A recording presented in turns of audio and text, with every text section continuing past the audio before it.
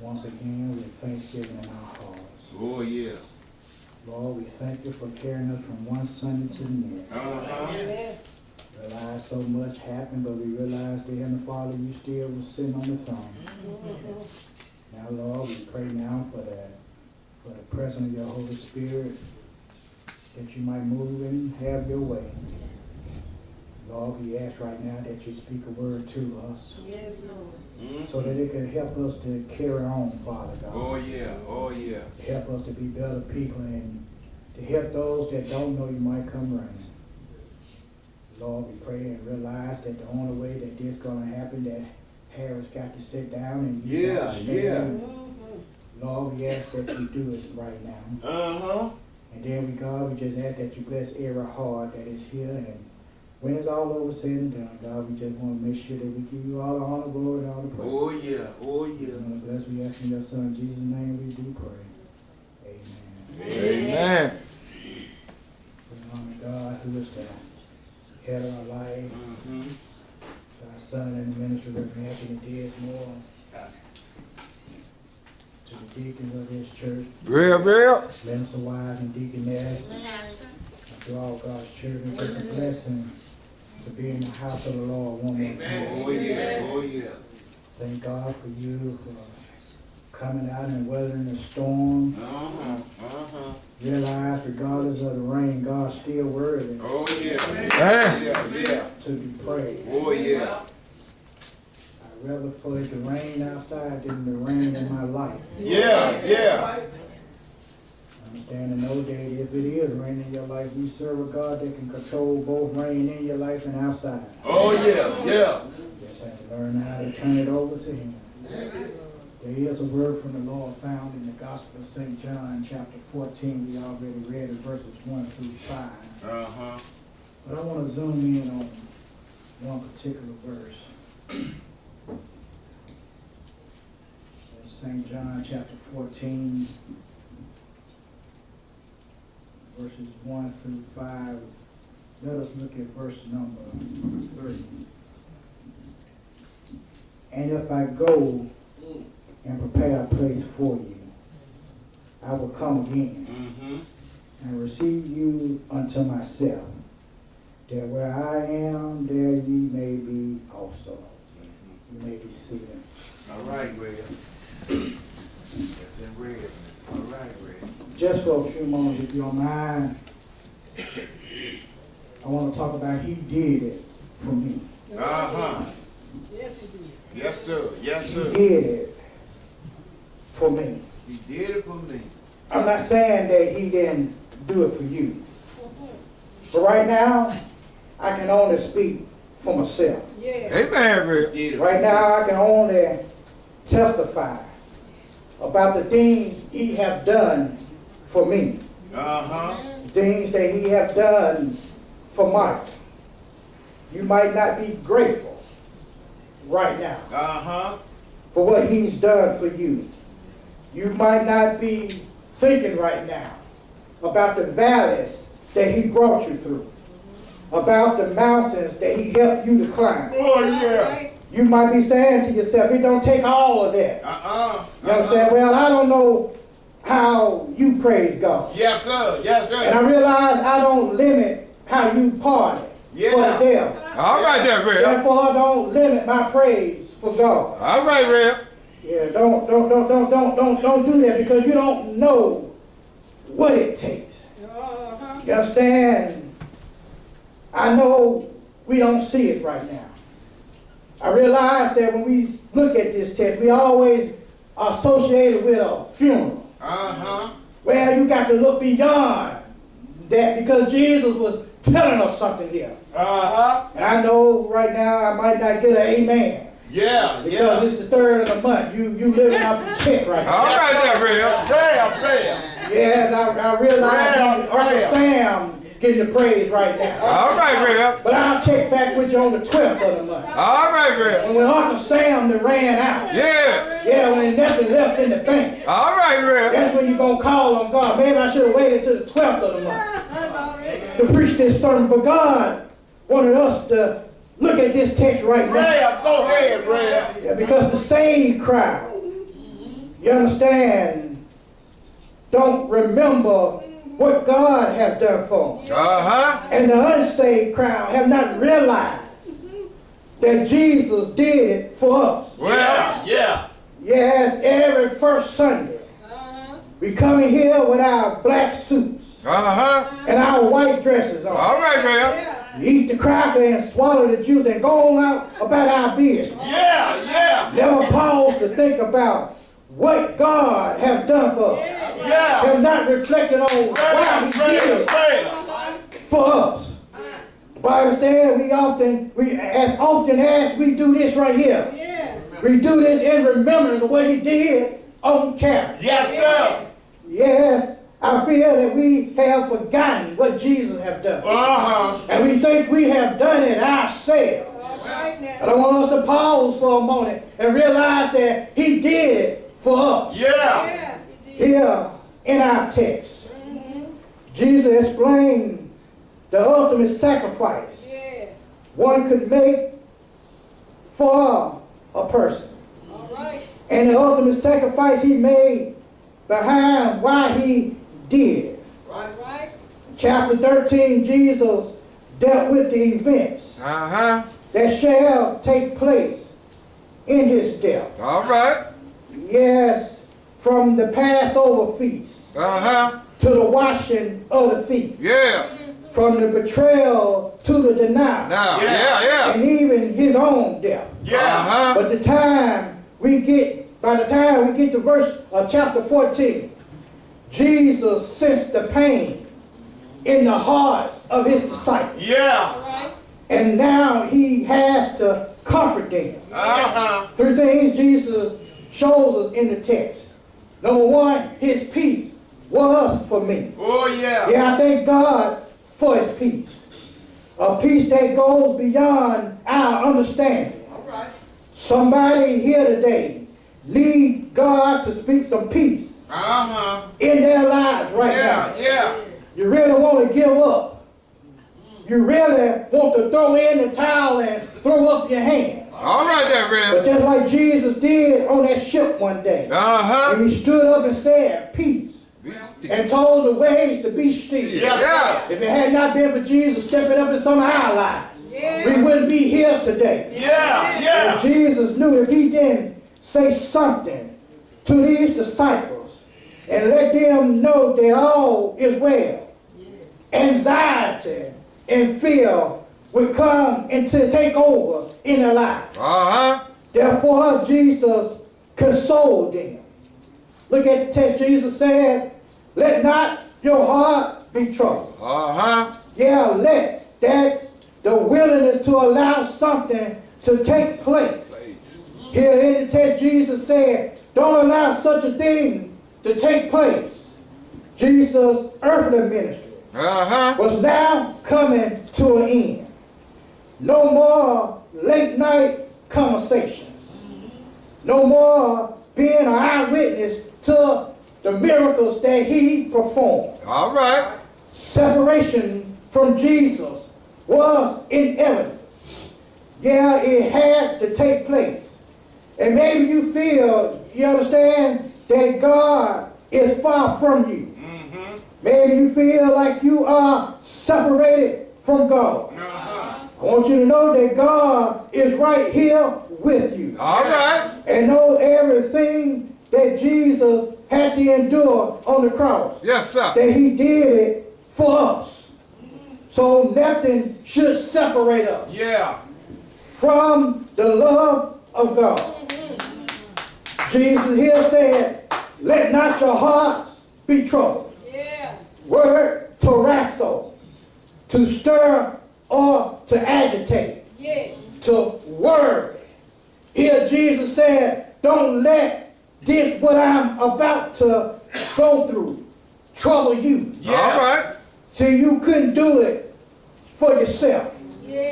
So my Father sent me to take your place. Uh-huh. Don't be troubled. After consoling them, Jesus did challenge their faith. Yes, he said, ye believe in God. Believe also in me. of the word as well as in me.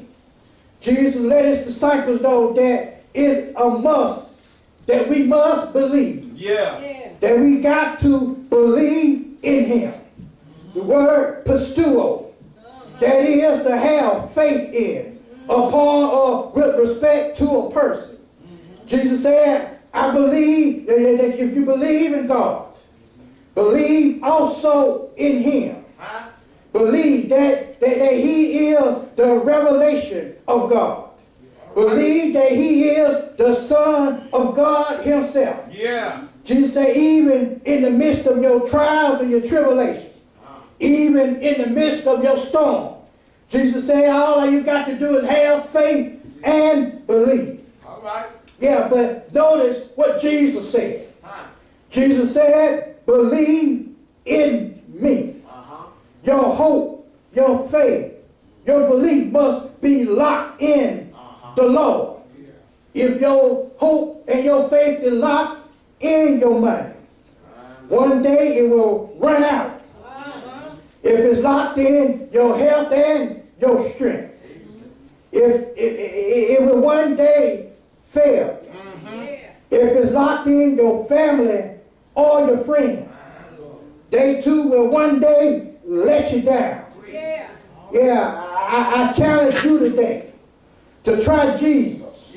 Because he didn't do it just to do it, but he did it all for us. Yeah, he did. Yes, you got to realize that Jesus took care of it upon himself and did it for us. Well, not only was his peace for me, Yes. but the prepared place was for me as well. Ain't the Lord all right? Yeah. Said, a prepared place for me. That's shouting ground right now. All right, all right. That Jesus took the time to prepare a place Yes. for me. Just for me. A building not made by hand. All right there, Bill. Don't have to worry, you Yeah. understand, about a roof or a leaky roof Yeah. Yeah. or a weak floor. Yeah. Because Jesus is the master carpenter. Yeah. Skilled at his craft. Yeah. First thing I discovered about this prepared place is the location.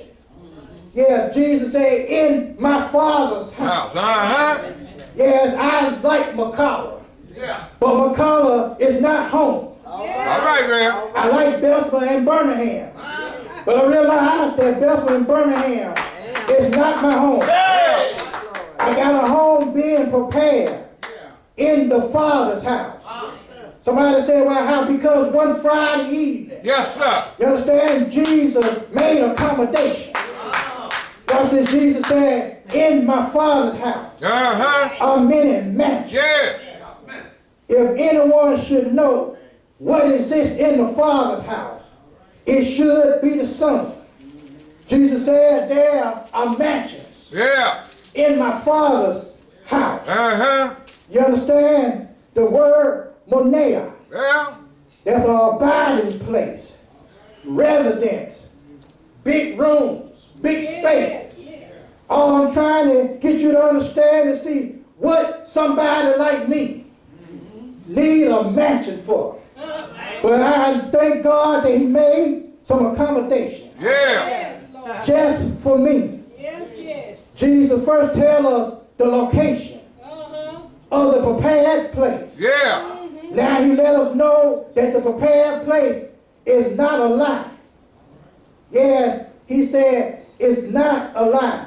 It's not a make-believe place. Yeah. You know, some folks feel like heaven is not real until they close their eyes and realize, All right, Bill. and it's too late. Yeah.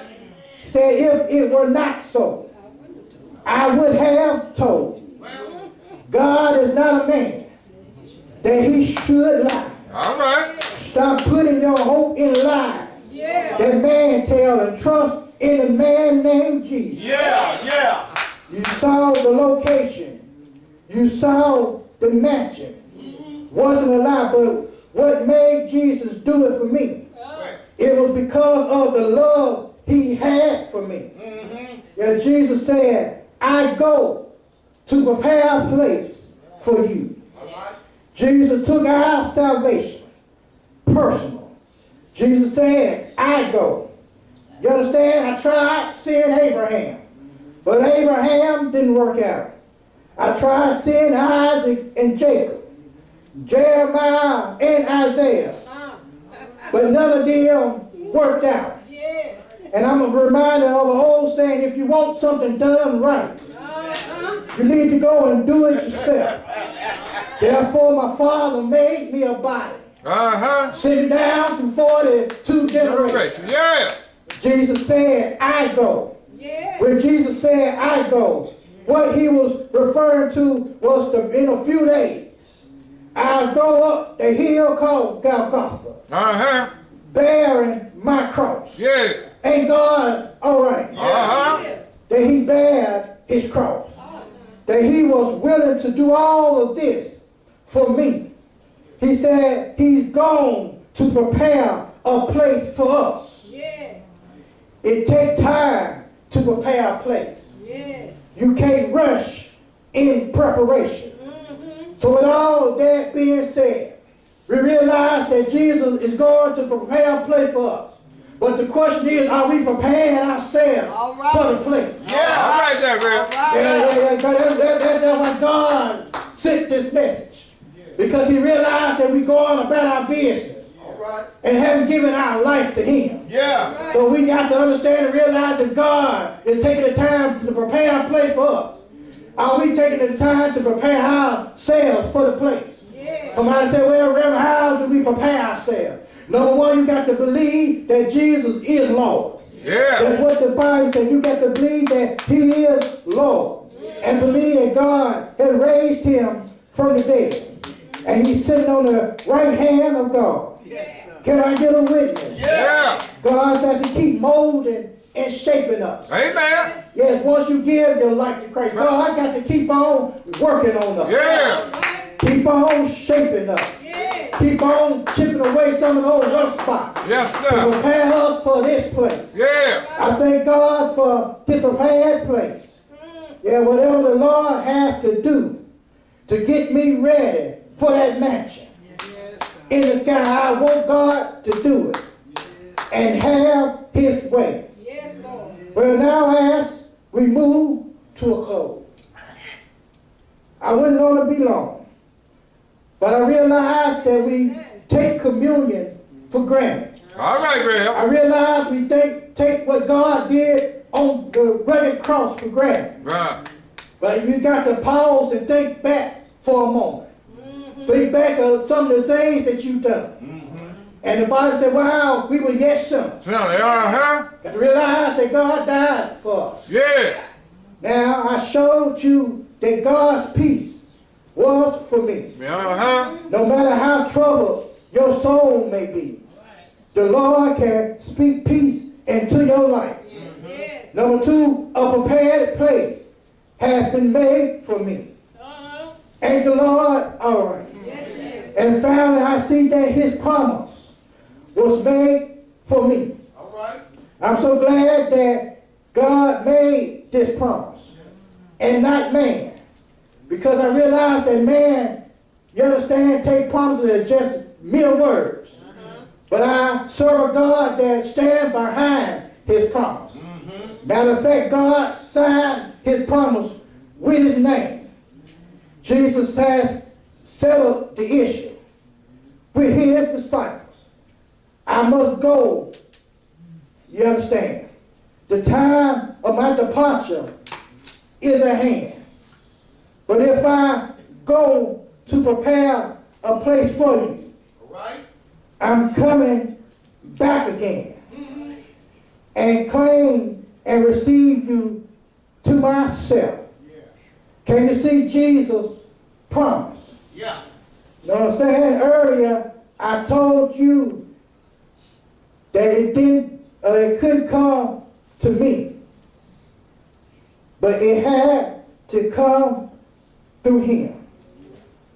But what I want you to understand right now, that Satan got the keys right now. You understand? Death and the grave still got the sting and able to hold it. All right. But now you're going to see that Jesus going to change the tide. All right. And he's going to, you understand, claim the victory. Yeah. Got to understand that we got the victory.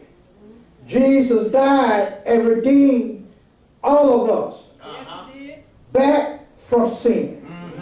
Jesus wants to come back and to receive all his people. All right. Yes. I'm glad somebody asked.